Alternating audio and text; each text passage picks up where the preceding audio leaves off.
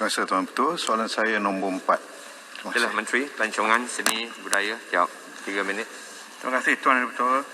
Terlebih dahulu saya mengambil kesempatan ini untuk ucapkan selamat Hari Krismas kepada semua warga Kristian yang akan menyambut Krismas tidak lama lagi. Tuan Ketua, untuk maklumat ahli yang berhormat Simpan Enggam, tahniah baru saja berhijrah ke Parti Baru.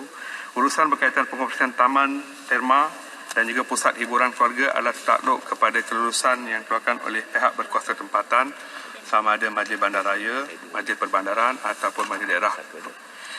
Mana-mana pengusaha Taman Terma yang ingin mendapatkan kebenaran beroperasi tidak dikendaki untuk mendapatkan sebarang permit atau kebenaran daripada Kementerian Pelancongan Seni Budaya MOTEK. Menurut data oleh Malaysian Association of Theme Park and Family Attraction, MATFA, pada masa ini terdapat 82 taman terma dan pusat hiburan keluarga yang sedang beroperasi di Malaysia.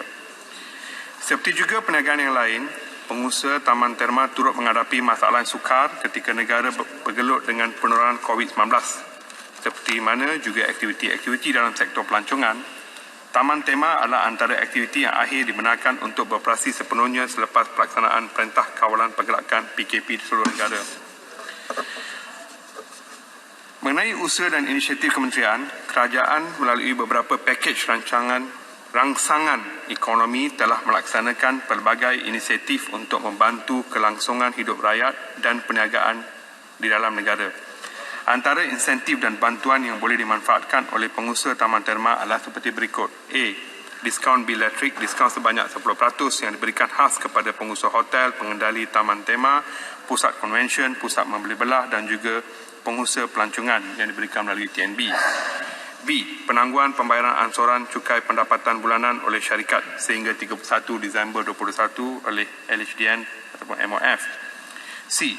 Program subsidi upah bantuan sebanyak RM600 setiap pekerja selama 4 bulan dan terhad sehingga 500 pekerja setiap majikan oleh Perkeso melalui Kementerian Sumber Manusia.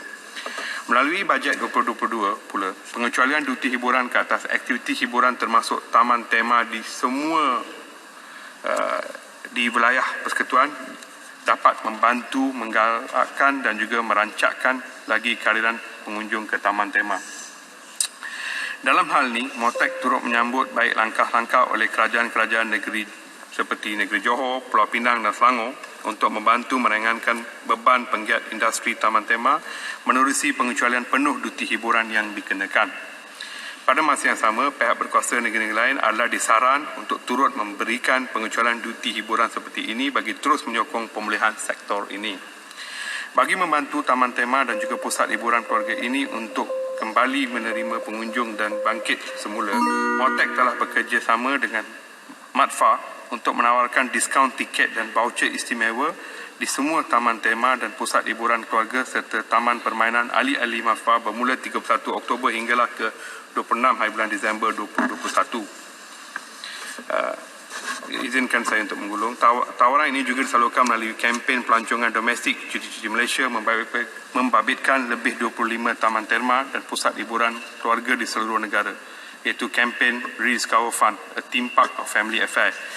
Ini dijangka akan dapat menarik kehadiran lebih ramai pengunjung ke taman-taman tema dengan lebih 40,000 orang pengunjung boleh mendapat manfaat daripada kempen ini dengan menikmati kadar tiket masuk yang lebih rendah. Terima kasih.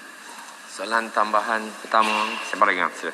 Terima kasih Tuan Ketua. Baru-baru ini ketika pembahasan jawatankuasa, saya ada minta supaya mesti memberikan peruntukan melalui pembudayaan sains dan inovasi kepada taman-taman tema yang berunsurkan sains dan inovasi.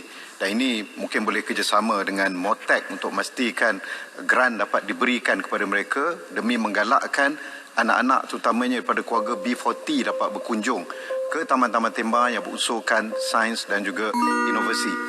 Tapi itu bukan soalannya. Soalan saya ialah berkaitan dengan apakah langkah MOTEK di dalam memastikan taman tema ini dapat diselamatkan daripada cukai dosa ataupun sin tax yang mendapat punca kuasa daripada Akta Duti Hiburan 1953 yang telah saya bawakan ketika dalam banyak perbincangan, yang mana ia boleh dilakukan dengan dua perkara. MOTAC boleh reklasifikasikan taman-taman tema bukan sebagai taman hiburan tetapi sebagai pusat pelancongan agar dia dikeluarkan daripada akta tersebut, ataupun MOTAC dan juga MOF boleh membawa kepada Dewan untuk dipinda Akta 1953 itu agar dikecualikan taman tema hiburan keluarga, kerana kesan daripada cukai dosa yang dikenakan 25% ke atas tiket untuk masuk ke taman hiburan, kesannya tiket menjadi mahal.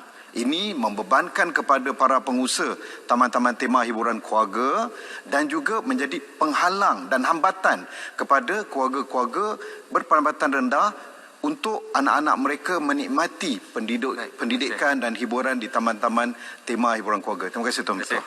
Sila Timbalan Menteri. Coba. Sebenarnya kalau boleh saya nak minta Yang Berhormat Simpan Renggang untuk ringkaskan. Tapi saya faham kedua perkara yang tanya sama ada boleh diklasifikasikan sebagai pusat pelancongan ataupun untuk Kementerian Kewangan untuk merujuk kembali untuk akta yang baru. Yang Berhormat Simpan Renggang, MOTAC sentiasa memberi perhatian yang serius kepada aktiviti-aktiviti keluarga dan juga sebagainya untuk menggalakkan lebih ramai keluarga untuk datang ke taman-taman tema. Kerana kalau kita mendapati dalam di masa gejala COVID ini, yang pentingnya adalah indeks kebahagiaan keluarga, dan biasanya ianya dilakukan hujung minggu dan juga sebagainya. Maka untuk yang dicadangkan untuk tukar kepada pusat pelancongan dan juga sebagainya, kalau kita tengok akta yang ini sebenarnya dia hanya merujuk kepada yang tu Akta Duti Hiburan 1953, itu sebelum merdeka lagi, dan punca kuasanya bukan berada di bawah MOTAC.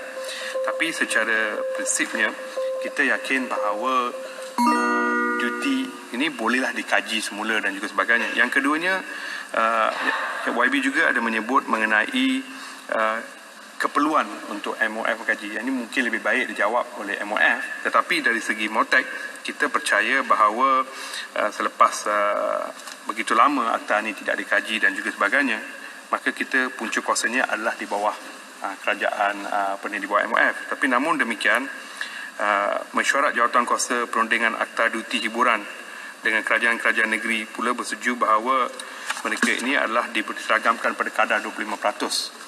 Maka kesimpulannya, maka sudah tiba masa untuk akta ini dikaji dan juga dilihat di mana punca kuasanya letak di bawah kementerian mana, dan kita yakin dari segi Kementerian MOTAC kita akan sentiasa bersedia untuk membantu taman-taman tema ini. Terima kasih. Terima kasih. Taman kedua, saya minta Yang Berhormat Tebrau. Terima kasih Datuk Pengerusi. Dan terima kasih atas jawapan yang diberi oleh Timbalan Menteri Pelancongan Seni dan Budaya.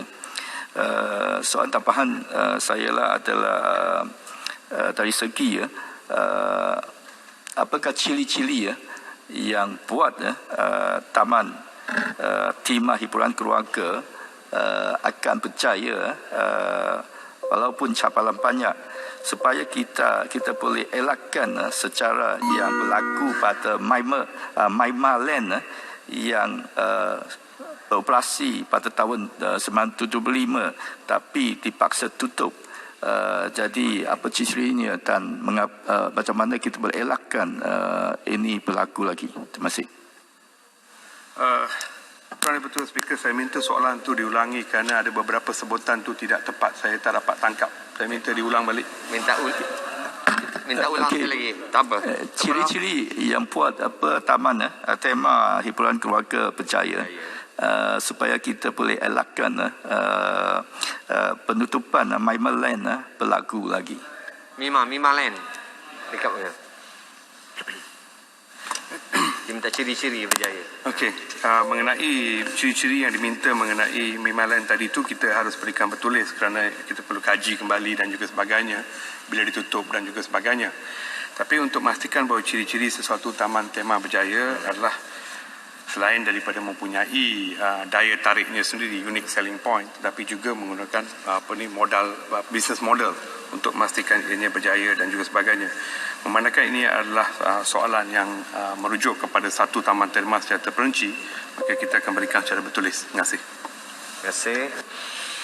So, Satu lagi soalan boleh? tambahan. Soalan tambahan ketiga sila. Yang berhormat Merbuk. Okey, terima kasih Datuk Speaker. Saya cuma ingin menanyakan satu soalan tambahan. Kalau kita melihat contoh taman tema hiburan animasi di Perak, iaitu MAPS tu yang kini telah ditutup pada tahun 2020.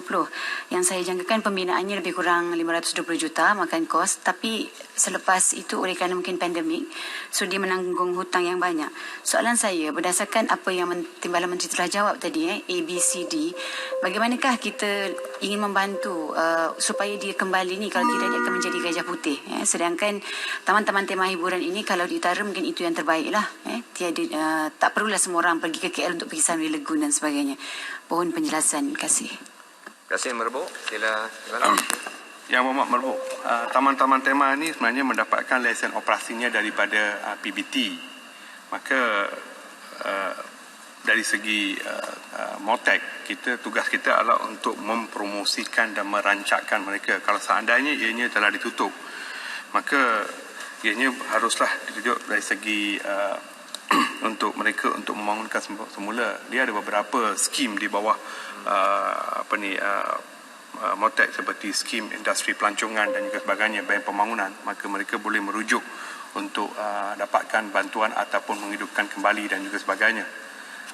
Tetapi dari segi bajet yang diberikan kepada kita adalah untuk merancangkan aktiviti pelancongan ni. Contohnya pada tahun ni kita ada voucher discount rebate sebanyak 20 juta akan diberikan. Begitu juga dengan promosi dan pengiklanan dan juga dana sokongan promosi dan publicity penggiat pelancongan sebanyak 2 juta dan juga sebagainya. Terima kasih. Terima kasih Menteri. Pertanyaan jawab di